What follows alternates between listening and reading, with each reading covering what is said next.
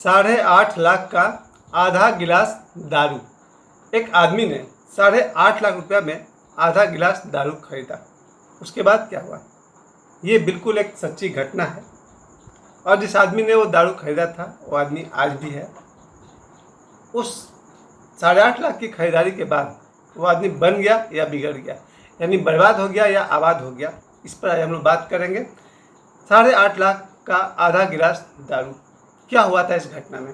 एक बहुत भला सा आदमी है, अभी भी है। भला आदमी इसलिए है कि वो अपने नौकरी के 40 साल में से 30 साल तक वो दारू नहीं पीता था। बड़ा ही सज्जन आदमी था, मंदिर जाया करता था, भक्ति वगैरह सब कुछ किया करता था, अपने पत्नी और बच्चों का पालन पोषण करता था। उनके बच्चों में से एक बच्चा मेरा स्टूडेंट था। वो आदमी अपने ड्यूटी के किसी एक आदमी से उसकी दोस्ती हो गई, यानी संगत। और जिस आदमी से उसकी दोस्ती हुई वो आदमी एक नंबर का पियक्कर। उस पियक्कर के साथ पता नहीं कैसे इसकी दोस्ती बन गई। फिर उसने इसको अपने साथ बैठा करके पिलाना शुरू किया। और ऐसे मैं बहुत सारे लोगों को जानता हूँ जिनको दूसरे को भ्रष्ट करने में मज़ा आता है। ये सूत्र मेरा नहीं है, समाधि के शब्द द्वार में ओशो कहते हैं कि कुछ लोग ऐसे हैं जिन्हें दूसरों को भ्रष्ट करने में मज़ा आता है। तो ऐसे मैं बहुत सारे लोगों को जानता हूँ जिनका शौक़ है दूसरों को भ्रष्ट करना। खैर, उस आदमी को भ्रष्ट करने वाला मिल गया। तो जो आदमी पियक्कर था, रोज़ पीता था, वो इसको भी अपने साथ बैठाना शुरू कर दिया। और जैसे मेरे पिताजी बताते हैं कि मेरे पिताजी का एक दोस्त हुआ करता था यहाँ पर। तो जब वो तंबाकू बनाता था तब मेरे पिताजी तंबाकू नहीं खाते थे, खैनी नहीं खाते थे। अब भी नहीं खाते हैं, पर बीच में एक समय आया था तो उसने मेरे पिताजी को कहा था कि पांडे जी थोड़ा सा चीखिए ना, थोड़ा सा मतलब चखिए। अब बार बार पूछता था तो पिताजी ने एक बार ले लिया तंबाकू खैनी, पिताजी ने लिया और फिर ड्यूटी में खाते रहे। लेकिन मेरे पिताजी बहुत ही सरल स्वभाव के आदमी हैं, एक दिन छोड़ दिया तो छोड़ दिया। खैर, वापस लौटते इस आदमी पर, इस भले से आदमी को पिलाने वाला मिल गया। पहले तो अपने पैसे से पिलाता रहा, बाद में धीरे धीरे इसके पैसे से पीने लगा। अब दोनों पियक्कर मिल करके पीते चले गए। अब देखिए, इसके साथ साथ आप ये भी समझिए कि मैं पीने के कभी खिलाफ नहीं हूँ। दारू पीने के खिलाफ मैं कभी नहीं रहा, क्योंकि मेरा अपना एक्सपीरियंस है। 100 बार से अधिक मैंने दारू पिया हुआ, उसमें से 25 बार अंग्रेजी और 75 बार देसी। दोनों तरह के दारू मैंने पी कर देखा है। मेरे हिसाब से मज़ेदार चीज़ है, अच्छा है, इंटरेस्टिंग है। अंग्रेजी शराब मुझे ज़्यादा अच्छी लगती है। देसी पीना पड़ता था, पैसा नहीं था तो उसके वजह से सस्ता वाला भी चलता था। लेकिन मैंने कभी भी दारू अपनी मर्जी से नहीं पिया है। मैं जब भी पिया हूँ दोस्तों के साथ पिया हूँ, दोस्तों की संगत में पिया हूँ। और हमने दारू पिया ही नहीं है, दारू का एंजॉय भी किया है। जीवन भर याद रहेंगे वो मेरे अच्छे दिन जब हमने दोस्तों के साथ दारू पिया। और सबसे अच्छी बात कि जो इंटरटेनमेंट है, मनोरंजन है, वो दारू पीने के बाद कई गुना बढ़ जाता है। वो 3 घंटा कैसे बीतता है, और बीतता ही नहीं बल्कि जीवन भर याद भी रहता है। वो हमारे बहुत अच्छे दिन थे जब हमने दोस्तों के साथ अंग्रेजी दारू पिया। खैर, उसका वर्णन मैं ज़्यादा नहीं कर सकता हूँ। फिर कुछ ऐसे भी दोस्त मिले जो देसी पिया करते हैं, क्योंकि उनके पास पैसे कम थे तो उनके साथ बैठो तो देसी ही पिए। खैर, जो भी था, अब इस आदमी को हो गया दारू का नशा। मैं तो शादी के बाद ही सुधर गया। 2003 में मेरी शादी हुई, उसके बाद से संगत छूटा तो दारू छूट गई। अब मुझे लग रहा है कि 15-20 साल से मैं दारू से दूर हूँ। लेकिन ये भला आदमी दारू के चंगुल में फंस गया। अब दारू पीने के बाद जब वो घर जाए तो फिर बदतमीजी, गालियाँ, घर का पूरा माहौल ख़राब कर दिया। ये जो आदमी है मेरे स्टूडेंट के पिताजी, वो दारू पीकर घर लौटे और ले गाली दे गाली, दुनिया का सारा माहौल, पूरा मोहल्ला का माहौल ख़राब कर दिया। ऐसे ऐसे पियक्कर को मैं जानता हूँ जो पीकर मोहल्ला में घुस जाएंगे तो पूरा मोहल्ला जो है नर्क बन जाएगा। तो वो आदमी भी वही करता था, मोहल्ला में घुसता था और पूरे मोहल्ले को नर्क बना दिया।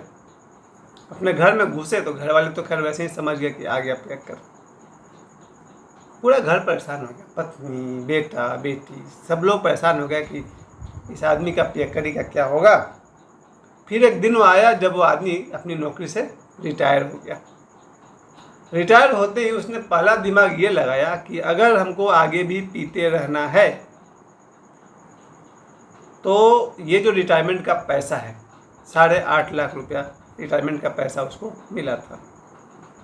अगर वो पैसा उसके नाम पर उसके अकाउंट में रहेगा तो ही वो रोज़ रोज़ दारू पी पाएगा और दोस्तों के साथ भी पिएगा। ये उसने दिमाग लगा ली।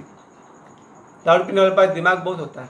मेरे जितने सारे दोस्त हैं, अब मैं बाहरी लोग के बारे में तो जानता नहीं हूँ, लेकिन अपने दोस्तों को जानता हूँ, दारू पीने का जुगाड़ कर ही लेते हैं। सुबह से शाम तक अगर उनकी खुद की कमाई रही तो ठीक, नहीं रही तो उपाय हो जाएगा। भाई उनकी समर्पण, उनकी निष्ठा, उनकी दारू के प्रति बहुत शानदार होती है। तो दारू पीने वाले उतना ज़रूर कमा लेते हैं जितना में उनका शाम का डोज मिल जाएगा। और फिर जो रईस हैं उनके क्या कहने। पर इसमें मैं एक दारू पीने वाले को जरूर याद करूँगा। बहुत ही सम्माननीय व्यक्ति हैं और उनका दारू पीने का जो अंदाज़ है, मैं चाहूँगा सब लोग उनका कॉपी करें तो अच्छा रहेगा। क्या था उनका अंदाज, था क्या, अभी भी है। वो बहुत बड़े आदमी हैं, किसी कंपनी के जनरल मैनेजर हैं, बहुत बड़े आदमी हैं। शनिवार की रात में उनके घर पर था, मुंबई की बात है, मुंबई में रहता था। सैटरडे नाइट में उनके घर पर गया तो सब लोग खाना खाए, सब लोग मतलब हम थे, उनके परिवार के लोग खाना खाए। मैं तो शाकाहारी खाना खाता हूँ। और फिर उन्होंने, उनकी धर्मपत्नी को मैंने देखा कि हाथ में बोतल लेकर के आई और 2 गिलास लेकर के आई। एक गिलास उन्होंने ढाला अपने पति के लिए, एक गिलास मेरे लिए। हालांकि मैं उस आदमी से बहुत छोटा हूँ, वो मेरे बड़े भाई के समान है, लेकिन फिर भी हम लोग दोनों के लिए उनकी पत्नी ने गिलास में डाला। मैंने सोचा यार, इतनी बड़ी कंपनी का इतना बड़ा मैनेजर, उनके साथ मेरा दारू बैठकर पीना मेरे लिए तो बड़े सम्मान की बात थी, क्योंकि मेरे लिए दोस्त के समान तो नहीं, बड़े भाई के समान थे। जब उनकी वाइफ ने दारू डाला गिलास में तो मैंने कहा कि अजीब बात है, मैं जीवन में पहली बार कोई धर्मपत्नी देख रहा हूँ जो अपने पति को शराब खुद ढालकर पिला रही है। मुझे बड़ी खुशी, मैंने अपने जीवन काल में दोबारा ऐसी पत्नी नहीं देखा जो अपने पति को खुद ही गिलास में डालकर पिला रही हो। इसकी एक खूबसूरती है। खूबसूरती यह है कि जो पत्नियां अपने पति से लड़ती हैं, दारू मत पियो, वो क्या बिगाड़ लेती है। हमको तो नहीं लगता कि वो पति को बदल पाती है, सिर्फ घर का माहौल खराब होता है। मैंने अपने जीवन काल में जिन पत्नियों को देखा है, पति से लड़ती रही कि दारू पी के आता है, शायद ही वो दारू छुड़ा पाती होंगी, लेकिन घर का माहौल और रिश्ते सब खराब हो जाते हैं। मैंने जीवन काल में एकमात्र वो पत्नी देखा जिन्होंने गिलास में दारू डाला और एक गिलास मुझे दिया, एक गिलास अपने पति को दिया। फिर हम दोनों पीते रहे, हम और मेरे दोस्त। वो अपने कमरे में चली गई। मैंने पहली बार कहा कि आपकी पत्नी आपसे दारू पीने के बाद झगड़ा नहीं करती है, तो खुद ही दे रही है। तो मेरे दोस्त ने हंसते हुए कहा था, नहीं, वो जानती है कि दारू पीने के बाद ये और अच्छा व्यवहार करेगा और ज़्यादा प्यार करेगा। Sir wonderful idea. दारू पीने के बाद उन्होंने निश्चित रूप से अपनी पत्नी से ज़्यादा प्रेम किया होगा, अच्छा व्यवहार किया होगा, क्योंकि जो पत्नी खुद ही अपने हाथों से बनाकर पिला रही हो, उस पत्नी और जिनको झगड़ा ही नहीं करना है, शराब पीने के बाद और बढ़िया से प्रेम किया जा सकता है। मेरा भी अनुमान है, या कह सकते हैं थोड़ा सा अनुभव है। मैं जीवन भर सम्मान करता हूँ ऐसी पत्नी का जो सप्ताह में एक दिन, सैटरडे नाइट को शायद, या किसी पर्व त्यौहार में, न्यू ईयर में, कोई भी मौका रहता होगा जब पत्नी स्वयं ही अपने पति को पीने की अनुमति देती है। ये मेरा निजी मानना है। उस पति पत्नी का घर स्वर्ग है। आज भी उनका 2 फ्लैट है। उस ज़माने में 80-80 लाख का 2 फ्लैट लिया था उन्होंने। 1 करोड़ 60 लाख का तो उनका 2 फ्लैट है।